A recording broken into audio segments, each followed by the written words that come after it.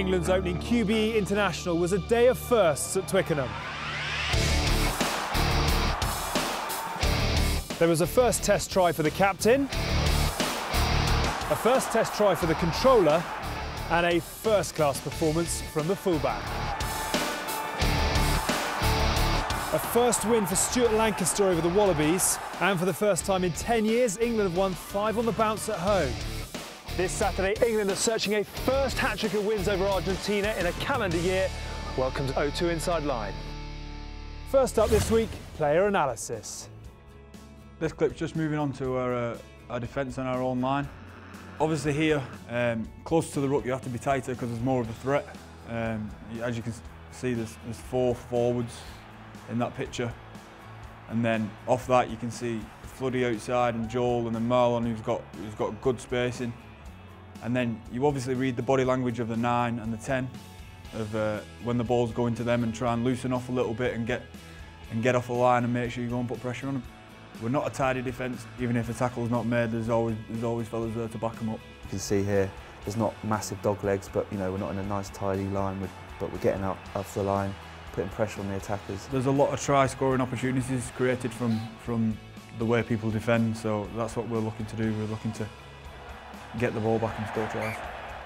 I think they bring different threats than Australia.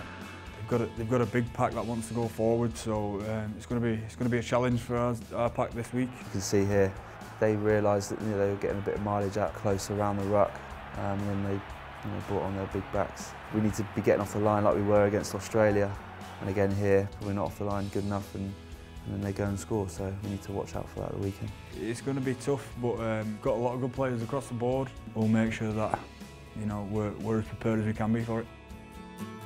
Now it's time for this week's Player Cam. The forwards were in the gym for a whole body weight session this morning, before we went into our units training.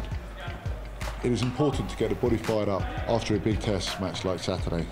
Courts, Woody and Deals are working on the bench, along with TJ. They're doing sets of 3 reps. Billy Vunipola is making some big weights look very easy on an incline press. But it's not all about lifting heavy weights. Joe Launchbury is strengthening his hamstrings, and Big Davey Wilson is exercising his shoulders. Lean back. Lean back. Oh, don't, let's leave it. Cut it out. I don't think it's even right. You have the worst on-time record. That's not true. You're not good. I mean, I'm not bad. You're not good. Come on, Fred. No. I don't know, actually. The gym's a tough place to be. Naturally, mine's core. Core is not eating. Core. What, no? No. Oh, no. I'll tell you one thing not to do is not to go and play against your hometown club Bath, think you've scored a try, go like that, and then the referee calls it back because it was a forward pass. No. Oh, yeah, it was embarrassing. Fred's just got this new game out and he's... No, I couldn't get through. I couldn't get past level 1, right? And then I pressed the start button to have a little break. I think, right, I'm going to chill out and have a break. I press the start button, comes up on the screen. Would you like to skip the introduction? Time for this week's Team Behind the Team. Paul Stridgeon, Head of Strength and Conditioning. Why Bobby? Back in 2002, my first day at Wasp, I ran on with the water and Phil Green initiative. We've got our own water boy, Bobby Boucher, as in the Adam Sandler film Water Boy. Just stuck from there, really.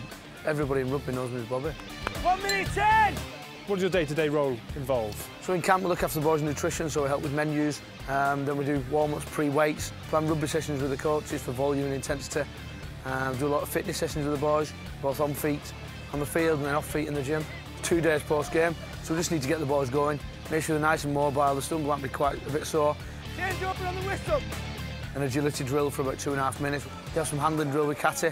It's just a high-pressure handling drill that you saw. Just get them switched on mentally.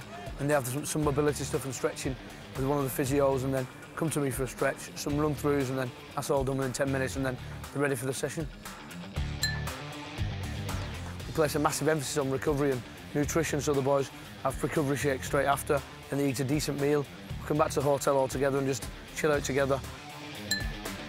In my past life, I was a freestyle wrestler, so I did that from the age of 6 until 22. I went to Commonwealth Games in Manchester, wrestling for England.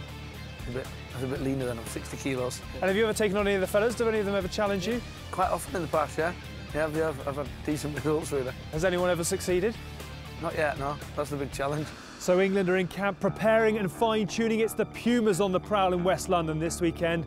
Roll on Saturday and join us next week for more exclusive behind-the-scenes content.